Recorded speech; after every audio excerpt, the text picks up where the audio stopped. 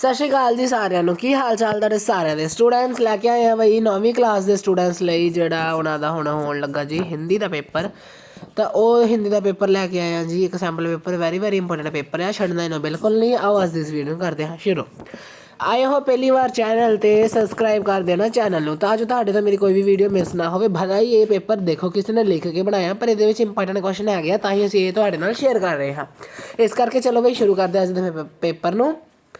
80 number ਦਾ paper ਹੋਏਗਾ, 3 ਘੰਟੇ ਦਾ ਸਮਾਂ ਮਿਲੇਗਾ। ਭਾਗ ਗ ਸੇ ਤੁਹਾਡਾ ਹੁਣ ਜਿਹੜਾ ਪੇਪਰ ਹੈ ਸ਼ੁਰੂ ਕਰਦੇ ਹਾਂ। फर्स्ट क्वेश्चन है जी अपने कोल कहता निम्नलिखित में से बहुविकल्पी प्रश्नों के उत्तर दे। तो फर्स्ट है भाषा के कितने रूप होंगे आ, तो ये अपने कोल 2 रूप होंगे आ, ठीक है।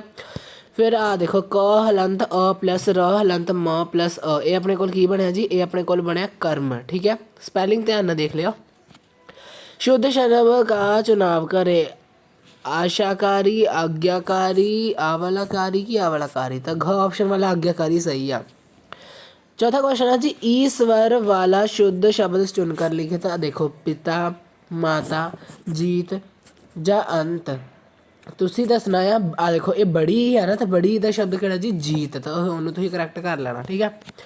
प्रश्न 2 है जी अपने को निम्नलिखित बहुविकल्पी प्रश्नों के उत्तर देता। फर्स्ट है रण में वीर गति को प्राप्त होने से वीर का क्या बढ़ जाता है भाई, मान बढ़ जाता है, ठीक है जी।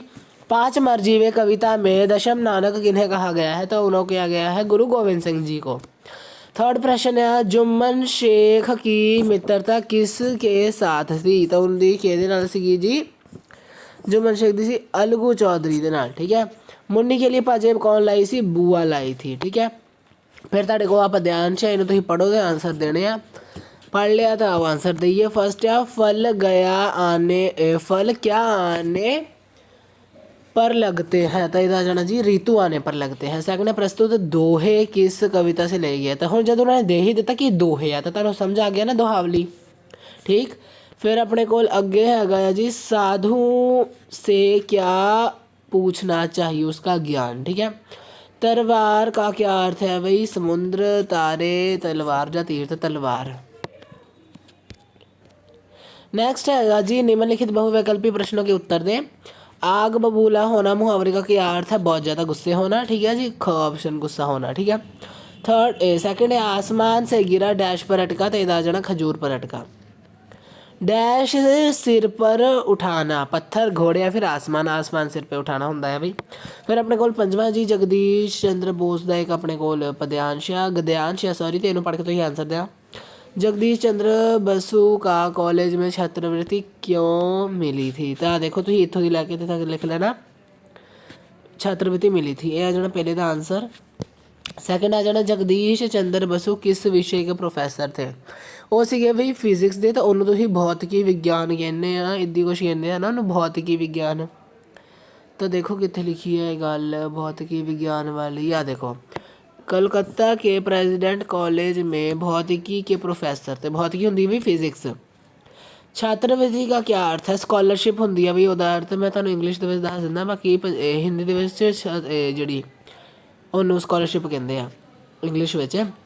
जगदीश चंद्र बसु कितने वर्ष तक बिना वेतन से काम करते रहे सीगे जी, तो वो जेड़े सीगे ने 3 साल तक कम वेतन नहीं दिया, ठीक है, 3 साल। फिर है लास्ट इस गद्यांश का उचित शीर्षक क्या होगा, तुसी लिख देना जगदीश चंद्र बोस बसु, जे तुहानूं कुछ भी ना आवे तो। बाकी जे तुसीं वधिया ना तो गद्यांश का शीर्षक लिखना, तो तुसीं लिख दो जगदीश चंद्र बोस का जीवन या फिर जगदीश चंद्र बोस का संघर्ष, ठीक है। वो तुहानूं फिर नंबर नहीं कटने तुहाडे। फिर है जी सुपुत्र में उपसर्ग और मूल क्या है, तो देखो उपसर्ग जोड़ा होंगे अगे लग्या होंगे यानी कि सु, तो मूल शब्द किहड़ा है जी पुत्र। स्कूल का वर्ण विच्छेद करिए तो की बनूगा जी स हलंत प्लस स्कूल, है ना, स्कूल। स अ प्लस क प्लस अ प्लस स क ऊ देखो ये वड्डी पई है ना, तो ऊ प्लस ल हलंत प्लस अ, ठीक है, ये अपने को हो जाना। दर्शक शब्द को शुद्ध करें, तो दर्शक असी मैं इतने लिखता भाई, दर्शक सीधा लिखता है दर्शक। लास्ट है जी बालक शब्द का लिंग बदलना, तो बालक का मैं बदलता जी वो होंगे है बालिका, बालिका, ਕਲਸਟੀ ਵੀ ਤਾਂ ਹੁੰਦਾ ਨਾ ਬਾਲਿਕਾ ਵਧੂ, ਬਸ ਉਹੀ ਵਾਲੀ ਬਾਲਿਕਾ ਦੇ ਸਪੈਲਿੰਗ ਤੇ ਉਹੀ ਲਿਖਣੇ ਸੀ। ਤਾਂ ਇਹਨੂੰ ਮੈਂ ਛੋਟਾ ਕਰ ਦਿੰਦਾ ਆ, ਠੀਕ ਹੈ ਜੀ। ਚਲੋ ਇਹ ਹੋ ਗਿਆ ਆਪਣੇ ਕੋਲ ਇੱਥੇ ਦੇ ਕੁਐਸਚਨ। ਆਓ ਹੁਣ ਇੱਧਰਲੇ ਪਾਸੇ ਬਚੇ ਕੁਐਸਚਨਾਂ ਨੂੰ ਵੀ ਕਰ ਲਈਏ। ਤਾਂ ਦਵਾਈ ਸ਼ਬਦ ਦਾ ਤੁਸੀਂ ਵਚਨ ਬਦਲਣਾ, ਤਾਂ ਉਹ ਤੁਸੀਂ ਕੀ ਲਿਖੋਗੇ ਜੀ, ਦਵਾਈਆਂ, ਦਵਾਈ ਬੜੀ ਈ ਆ ਜਾਣਾ, ਠੀਕ ਹੈ, ਜਾਂ ਚੰਦਰ ਬਿੰਦੂ ਵੀ ਆ ਜਾਣੀ ਉੱਪਰ, ਦਵਾਈਆਂ। ਫਿਰ ਇਹ ਗ੍ਰੀਸ਼ਮ ਸ਼ਬਦ ਦਾ ਕੀ ਅਰਥ ਹੈ ਜੀ, ਤਦਭਵ ਹੁੰਦਾ ਆ ਗਰਮ, ਗਰਮ। ਹੁਣ ਦੇਖੋ ਇਹ 1 ਮਿੰਟ ਮੈਂ ਇਰੇਜ਼ ਕਰਕੇ ਲਿਖਿਆ, ਸਪੈਲਿੰਗ ਥੋੜ੍ਹੀ ਜਿਹੀ ਗਲਤ ਹੋ ਗਈ, ਗਰਮ ਹੁੰਦਾ ਹੈ ਨਾ ਕਿ ਗਰਮ, ਇਹ ਹੋ ਗਿਆ ਗਰਮ। ਸੂਰਜ ਸ਼ਬਦ ਦਾ ਤਤਸਮ ਹੁੰਦਾ ਜੀ ਸੂर्य, ਸੂर्य। ਹਿੰਦੀ ਭਾਸ਼ਾ ਕੀ ਲਿਪੀ ਕਿਹੜੀ ਆ ਜੀ, ਤੁਹਾਨੂੰ ਸਭ ਨੂੰ ਪਤਾ ਹੋਣਾ ਚਾਹੀਦਾ, ਦੇਵਨਾਗਰੀ, ਠੀਕ ਹੈ। ਇਹ ਕੁਝ ਕੁ ਚੀਜ਼ਾਂ ਜੋ ਤੁਹਾਨੂੰ ਐਜ਼ ਇਟ ਇਜ਼ ਯਾਦ ਕਰਨੀਆਂ ਹੀ ਪੈਣੀਆਂ ਆ, ਠੀਕ ਆ। ਅਤੇ ਲੋ ਇਹਨੂੰ ਮੈਂ 1 ਮਿੰਟ ਉਹਦੇ ਵਿੱਚ ਪਾ ਦੇਵਾਂ ਬਾਕਸ ਵਿੱਚ। ਚਲੋ ਫਿਰ ਆਪਣੇ ਕੋਲ 1 ਮਿੰਟ ਇਰੇਜ਼ ਹੀ ਕਰ ਲਈਏ। ਫਿਰ ਹੈਗਾ ਆ ਦਇਆਲੂ ਜਿਹੜਾ ਸ਼ਬਦ ਆ ਨਾ, ਇਹਦੇ ਵਿੱਚ ਮੂਲ ਸ਼ਬਦ ਅਤੇ ਪ੍ਰਤਯ ਕੀ ਆ। ਦਇਆ ਹੈਗਾ ਆ ਮੂਲ ਸ਼ਬਦ, ਲੂ ਹੈਗਾ ਆਪਣੇ ਕੋਲ ਜਿਹੜਾ ਉਹਨਾਂ ਨੇ ਪ੍ਰਤਯ ਪੁੱਛਿਆ ਸੀ। ਰਾਮ ਸ਼ਾਮ ਇਹਦੇ ਵਿੱਚ ਕੀ ਕਰਨਾ ਜੀ, ਵਿਰਾਮ ਚਿੰਨ੍ਹ ਲਗਾਉਣਾ, ਰਾਮ ਕੌਮਾ ਸ਼ਾਮ ਔਰ ਮੋਹਨ ਪੜ੍ਹ ਰਹੇ ਹੈ, ਤਾਂ ਡੰਡੀ ਆ ਜਾਣੀ। फिर अकबर ने कितने वर्ष की आयु में अपने पिता के दुश्मनों को मारा था जी, 13 साल की उम्र में। इमारत का होना ना होना किस बात पर निर्भर करता है, नींव की पहली ईंट पर। महाभारत का युद्ध किन किन के मध्य हुआ था, कौरवों और पांडवों को भी मध्य। सूर्यदेव को किसकी चिंता है, धरती ग्रह की चिंता है, ठीक है। लेखक के लिए अलार्म घड़ी कौन थी, चिड़िया, ठीक है। फिर ਇਹਦੇ ਤੁਹਾਡੇ ਜਿਹੜੇ 3 ਪ੍ਰਸ਼ਨ ਕਰਨੇ ਆ, ਕਿੰਨੇ ਦਿੱਤੇ ਆ, 1 2 3 4 5, ਪੰਜਾਂ ਦੇ ਵਿੱਚ 3 प्रश्न करने ਆ। नेक्स्ट देखो है किन्ने 3 प्रश्नों के उत्तर दे 6 या 7 पंक्तियों में। ये किन्ने से 3 से 4 पंक्तियों में 3 अंकों के। ये तुहाडे को 5 अंकों के प्रश्न है, तो इन्होंने भी तुसीं कर लेना, ठीक है। फिर अपने को हैगा जी मेहनती आदमी हमेशा सफल होता है, तो तुसीं इन्हें लिखोगे मेहनती व्यक्ति हमेशा सफल होता है। सानू प्रभु में विश्वास रखना चाहिए, हमें भगवान में विश्वास रखना चाहिए। भारत को सोने की चिड़िया कहा जाता है, तो भारत को सोने की चिड़िया कहा जाता था, ठीक है। फिर अपने को जोड़ा आ पंजाबी यूनिवर्सिटी चंडीगढ़ में है, पंजाब यूनिवर्सिटी चंडीगढ़ में है, ठीक है।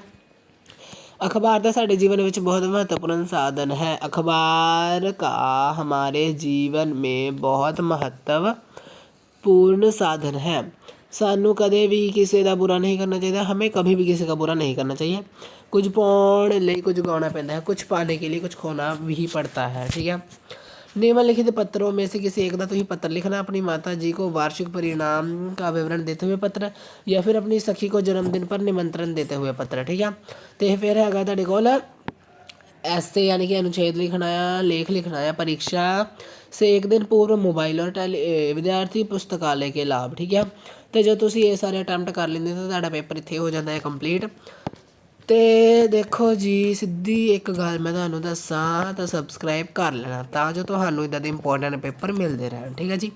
तुसीं सबसक्राइब कर दिओ तो सानूं भी सपोर्ट मिलती है, सो प्लीज़ आ जिहड़ा सबसक्राइब दा बटन है इहनूं दबा के रख लेना, ठीक है जी। तो ऑल द बेस्ट करते हैं तुहानूं तुहाडे पेपर वास्ते, वधिया वधिया तुहाडा पेपर होवे जी, ठीक है।